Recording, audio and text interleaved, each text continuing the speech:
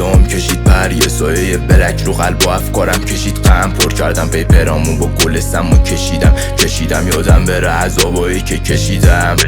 خوردم زمین ترکم کردن نگرفتن دستم و آیم لاف دراگ چون که نمیکنه ترک منو. خدایا ذات بندات برام ثابت شد از جای درد و دل با اونا رو کاغذ میزنم حرفمو. فانتزیمه بکشم مشره تو مخ ردیم چون من شدم به هیولای درونم تسلیم. زندگی بی معنیه چون آخرش تشییع شدیم به سلولی به اسم زندگی تبعید. زبونی که از عدالت میگه میشه تحقیر، به اسم دین و ایمان کردم مغزا رو تسخیر. خدا بالا سرشونه حاجت میخونه بنده هاش پس بهتره نشنویم از کفر و پلیدی حرفی. چیزی نمیفهمه خود پرست از عمل عادل، چیزی نمیفهمه ظاهر پرست از ذات و باطن، چیزی نمیفهمه پول پرست یه قلب عاشق، چیزی نمیفهمه تن پرست یه چشم سالم، چیزی نمیفهمه یه قدرت پرست از آرامش، چیزی نمیفهمه یه شهرت پرست خار چشم، چیزی نمیفهمه یه دین پرست راه عاقل، و چیزی که نمیفهمه یه لاشی معنی ذاته. نداشتم با لنگیزام کشید پر، یه سایه یه بلک رو قلب و افکارم کشید غم. پر کردم پیپرامون با گلستم و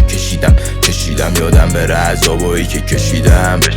خوردم زمین ترکم کردن نگرفتن دستم و آیم لاو دراگ چون که نمیکنه ترک منو. خدایا ذات بندات برام ثابت شد از جای درد و دل با اونا رو کاغذ میزنم حرفمو. احتیاط به یاد یه آدم بدتر از دراگ مغز تو بگا میده یاد اون قلب تو. بدترین ضربه رو از همونایی میخوری که یه زمانی حاضر بودی واسهشون بدی رگ تو. آرامشت بره نیکوتین میشه آرامشت، اونی که میگفت نکش یه روزی میشه باعثش، اون که دنبال بچه میخوادت واسه ظاهرت، اون که خودش بچه ذات خوبه تو نی لایقش.